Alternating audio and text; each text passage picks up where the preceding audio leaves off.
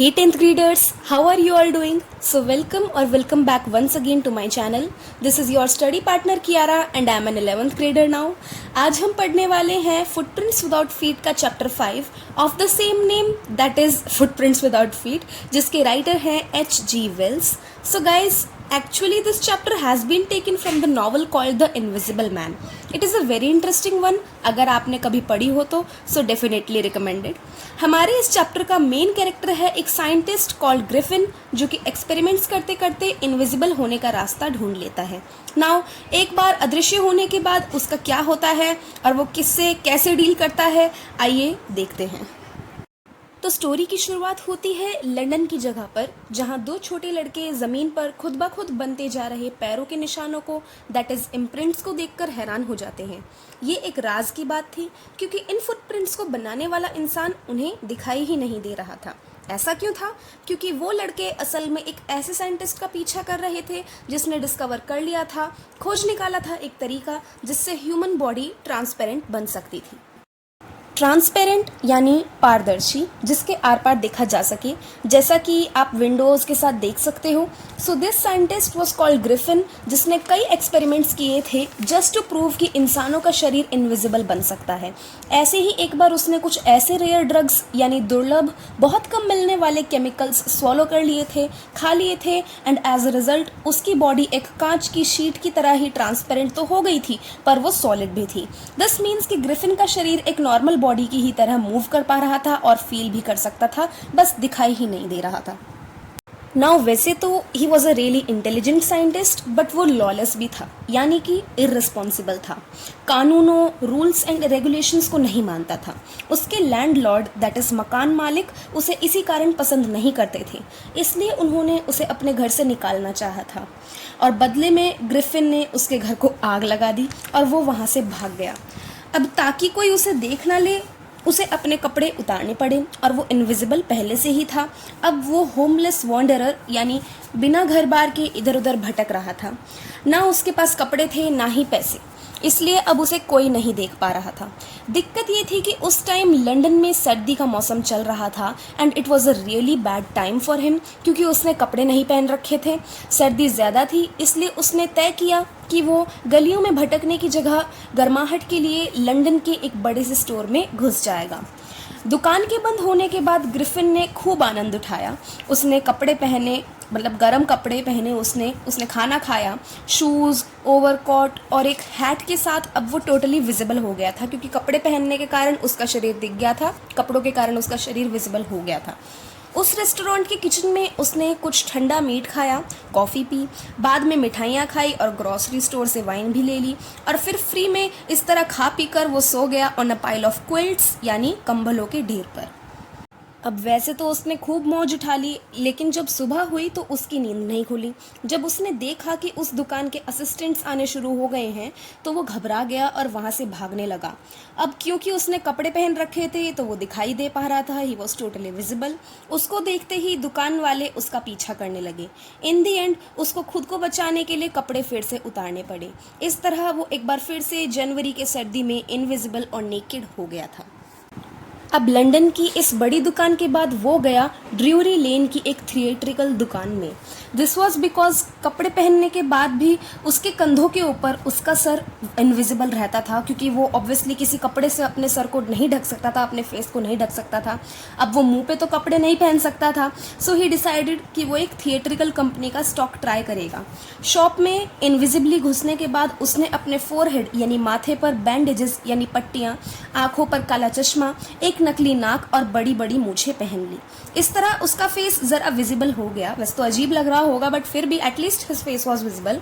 बचकर निकलने के लिए उसने कैर्लेसली यानी बिना किसी दया के इनसेंसिटिवली शॉपकीपर पर पीछे से वार किया. और तो और उसने उसके सारे पैसे भी चोरी कर लिए. दिस शोज कि ग्रिफिन किस तरह किसी और की कोई परवाह नहीं करता था. That means he was really a lawless person. Now Griffin boarded a train to some village called Iping, क्योंकि लंदन में ज़्यादा भीड़ भाड़ थी और वो जल्दी ही अपने क्राइम स्पॉट से दूर भागना चाहता था, जहाँ उसने इतनी चोरी की है, जहाँ लोगों को थोड़ा खतरे का एहसास है, वो वहाँ से दूर भागना चाहता था. तो वो आइपिंग नाम के एक गांव में गया. एट अ लोकल इन उसने 2 रूम्स भी बुक कर लिए। Inn means a kind of small hotel जहाँ ट्रैवलर्स रुक सकते हैं। अब सर्दी के टाइम एक इन में एक अनजान आदमी का आना अजीब था, खासकर एक ऐसे आदमी का जो इतना अजीब दिखता हो। रिमेंबर पीपल, यहाँ ग्रिफिन ने अपने पूरे फेस पर बैंडेजेस लगा रखी थी, नकली नाक थी, चश्मे वैसे थे काले काले, इसलिए ही looked very strange to the villagers. अब उस इन के लैंडलॉर्ड दैट इज मकान मालिक की वाइफ थी मिसेस हॉल, जिन्होंने अपने विजिटर से फ्रेंडली होकर बात करने की कोशिश की। हाउएवर ग्रिफिन ने मिसेस हॉल को कहा कि वो आइपिंग आया है सॉलिट्यूड यानी अकेलेपन की चाह में। ही टोल्ड हर कि उसे काम के दौरान डिस्टर्बेंस नहीं चाहिए, और अपने अजीब चेहरे के लिए उसने ये झूठ बोला कि ऐसा एक एक्सीडेंट के कारण हुआ है। मिसेस हॉल ने उसके अजीब बातों और इरिटेट कर देने वाले गुस्से को इग्नोर कर दिया। वाई? क्योंकि पहली बात, ग्रिफिन एक साइंटिस्ट था तो उसकी एक रिस्पेक्ट थी उनके मन में। ऑब्वियसली अगर हमारे आगे ऐसा कोई बड़ा आदमी आता है तो वो चाहे कितना ही अजीब दिखे, पर हमारे मन में उसके लिए रिस्पेक्ट हो ही जाती है। दूसरी बात, ग्रिफिन ने एडवांस में उन्हें पैसे दे दिए थे, तो कहते हैं ना पैसे देकर किसी का मुंह बंद कर देना, तो वो वाली बात यहाँ पर हो गई थी।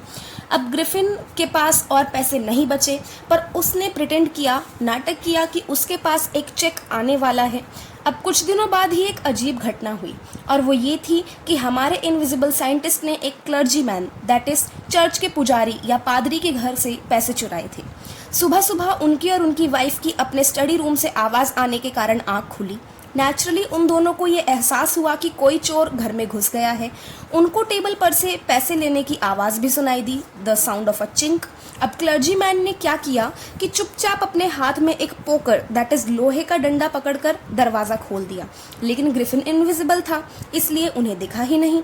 अब वो दोनों सोच में पड़ गए कि रूम तो खाली है, पर डेस्क खुला पड़ा था और उसमें से पैसे भी गायब थे। ऐसी ही एक अजीब घटना हुई लैंडलॉर्ड की वाइफ मिसेस हॉल के फर्नीचर के साथ।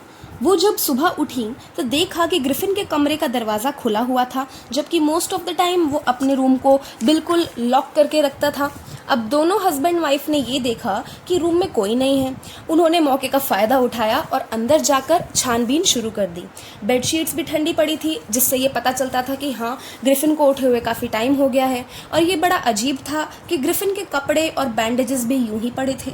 एकदम से मिसेस हॉल को अपने कान के पास एक स्निफ सुनाई दी। स्निफ होती है जब हम सूंघते ना, ऐसे करना, तो वो स्निफ सुनाई दी। फिर उसके एक पल बाद ही बेड पर पड़ी हुई हैट उड़कर उनके मुंह पर पड़ी, जैसे कि किसी ने फेंक दी हो। ऐसी एक कुर्सी भी मानो जिंदा हो गई, वो भी उनके पीछे पड़ गई। असल में इनविजिबल ग्रिफिन गुस्से में आकर उन पर ये चीज़ें फेंक रहा था ताकि वो भाग जाएं। मिस्टर एंड मिसेस हॉल डर के मारे वहाँ से बाहर निकल गई और अपने आप ही उनके पीछे से वो गेट लॉक हो गया। अब मिसेस हॉल को मानो दौरा पड़ गया हो, हिस्टेरिक्स हो गई। She was so afraid. उनको ये लगा कि ग्रिफिन के कारण उस कमरे और चेयर में भूत आ गए हैं। ऑब्वियसली आइपिंग एक गांव था तो लोगों की सोच वैसे भी थोड़ी बैकवर्ड थी, एंड आई थिंक कि शायद अगर उन दोनों की जगह हम होते तो ऐसा ही सोचते कि अंदर रूम में भूत है, कोई साया है, तो उनका डरना भी जायज़ था। मिसेस हॉल रो रही थी क्योंकि उस चेयर का इस्तेमाल उनकी माँ करती थी, जो अब उन्हीं के खिलाफ हो गई है और उन पर हमला कर रही है। तो पड़ोसियों को भी ये लग रहा था कि ये सब विचक्राफ्ट दैट इज़ काले जादू के कारण हुआ था। क्लर्जी मैन के घर पर हुई चोरी के बारे में भी खबर फैल गई थी और सबको ग्रिफिन पर शक था। ये सस्पिशन दैट इज शक और भी बढ़ गया जब चोरी के अगले दिन ही उसने मिसेस हॉल को कैश सबमिट करवा दिया, जबकि एक दिन पहले उसके पास पैसे ही नहीं थे। अब लोगों ने चुपचाप गांव के कांस्टेबल दैट इज पुलिस वाले को बुलवा लिया। मिसेस हॉल ने भी ग्रिफिन के पास जाकर उससे कहा कि वो जानना चाहती हैं कि उसने उनकी कुर्सी के साथ क्या किया है, ये भी कि वो एक खाली रूम से कैसे निकल गया और एक बंद कमरे में कैसे घुसा। अब वो साइंटिस्ट पहले से ही बड़ा गुस्सैल था, बड़ा लॉलेस था। ये सुनकर अपने उसके ऊपर एक अक्यूजेशन की जा रही है, उसके ऊपर शक किया जा रहा है, उससे इस तरह से बात की जा रही है, वो और गुस्से में आ गया, वो फ्यूरियस हो गया और चिल्लाया कि मिसेस हॉल नहीं जानती कि वो कौन या क्या है और शायद उसे खुद ही उन्हें दिखाना पड़ेगा। और फिर उसने अपने सिर पर बंधी पट्टियाँ निकाली, मूछें, चश्मा और नाक उठाकर सब फेंक दी। बार में बैठे हुए जो लोग ऐसे बिना सर के आदमी को देखकर बहुत डर गए। अब वहाँ वो constable by the name of mister Jaffers आ पहुँचे। वो भी ये देखकर हैरान थे कि उन्हें एक हेडलेस इंसान को गिरफ्तार करना पड़ेगा। ऊपर से मजिस्ट्रेट के ऑर्डर्स भी थे, तो चाहे सर हो या ना हो, इंसान को अरेस्ट करना ही है। गॉश, दैट साउंड्स लाइक कल हो ना हो। वेल, जोक्स अपार्ट, अब सीन मज़ेदार होने लगा। मिस्टर जैफर्स ग्रिफिन को पकड़ने की कोशिश करने लगे, पर वो एक एक करके अपने कपड़े उतारने लगा, जिसके कारण अब वो दिखाई नहीं दे पा रहा था। लोगों ने उस कांस्टेबल की हेल्प करने की कोशिश की, पर इनविजिबल होकर ग्रिफिन उनको मारने लगा। बेचारे मिस्टर जैफर्स इन मार के कारण, मतलब ऐसे उनको एक ब्लो लग गया होगा, वो बेहोश हो गए, पर ग्रिफिन ने खुद को छुड़ा लिया था और किसी को पता नहीं चला कि वो कहाँ गया। सो गाइज, इस तरह ग्रिफिन एक जगह से दूसरी जगह बचते बचाते, चोरी करते हुए सर्वाइव करने की कोशिश करता रहा। I think that his invisibility made the situation all the more mysterious and interesting. Now I would like all of you to comment how you felt about this chapter. Standard YouTuber की like, comment, share, subscribe के साथ साथ मैं आपसे एक बात कहना चाहती हूँ कि अगर आपको मेरी एक्सप्लेनेशन में कुछ गलत लगा हो या इम्प्रूवमेंट का स्कोप दिखे, तो please please please, this is my humble request, feedback ज़रूर देना in the comment section below. That being said, thank you so much for watching, guys. Bye bye. I love you to the moon and back.